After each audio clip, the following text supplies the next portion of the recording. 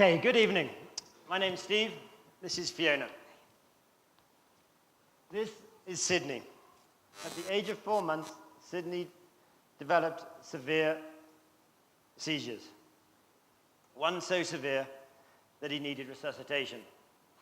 Unsure what to do, the family rushed to Kampala and then on to Nairobi, but they couldn't find a clear diagnosis. So they ended up back in the UK to try to find the help they needed. Sydney and his mother, Asha, spent 9 months in Birmingham's Children's Hospital in the UK.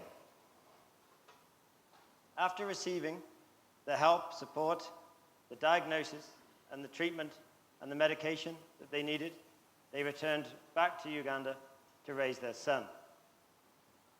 Sydney has epilepsy and a permanent developmental delay.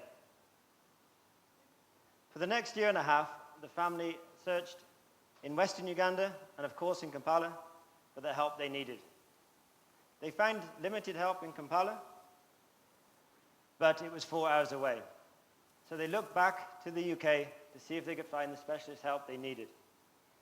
So they advertised for a physiotherapist to come out and help Sydney reach some of the milestones that he was so lacking as a 3-year-old, such as walking and talking. This story is not just clinical, it's personal. Asha is my wife, and Sydney is my son. Epilepsy is demonic. Disability is a curse, witchcraft, a punishment from God. These attitudes are common across Uganda, and it makes a child and their family feel isolated, neglected, scorned, and socially excluded. There are more than 2.5 million children living with a disability in Uganda, but only 10% of those have access to rehabilitation because of high costs, great distances, and a poor understanding of the benefits of rehabilitation.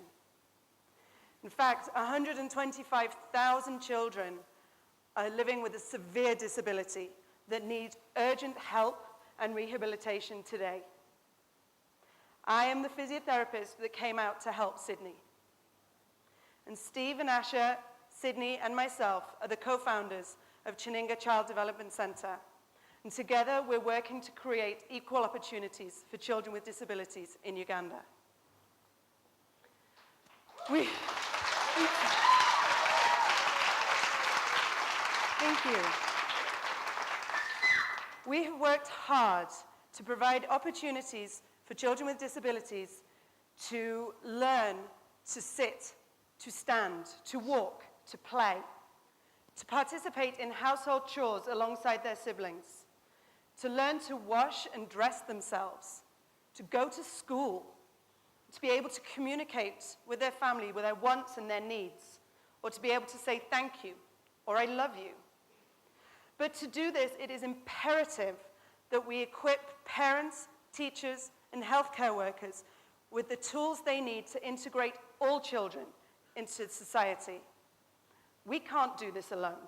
We have to build capacity of other community organizations to help support the children and their families and their communities.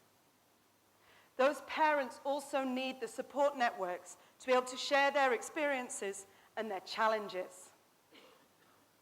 So, since opening our doors in January 2015, we have treated with physiotherapy, occupational therapy, and speech therapy more than 330 children through our outpatient clinic.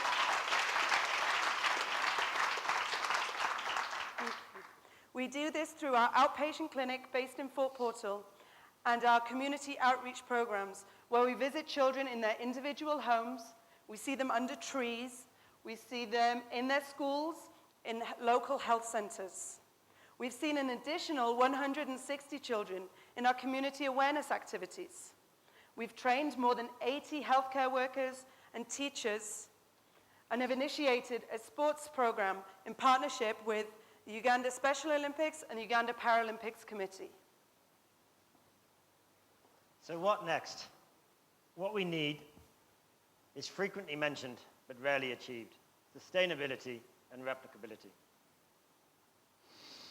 We have started various projects to try to find this elusive, sustainable circle, such as we have the Kyaninga Triathlon. This year we have Running the Rift Marathon in November. Both these events raise disability awareness and help us raise the funds we desperately need to do our work. We're also excited to announce our first ballroom dancing competition.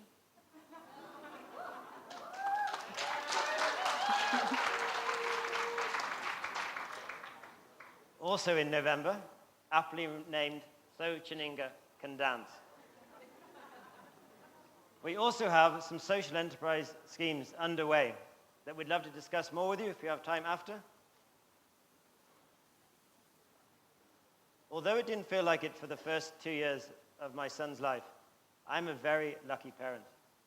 I had the access to the best medical care. We have a beautiful son. And we had an opportunity to create an environment to help our son thrive.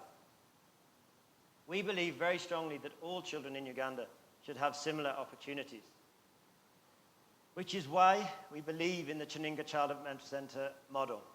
But the model has to be replicated, or we feel that we've failed. So we're striving on, but we need your help, your ideas, your thoughts, for us to continue and try to find that replicable model. Imagine a Uganda where preconceived ideas, lack of access does not define who you are and what you can do. Children in Uganda, disabled or not, must be given an equal opportunity. Thank you for listening.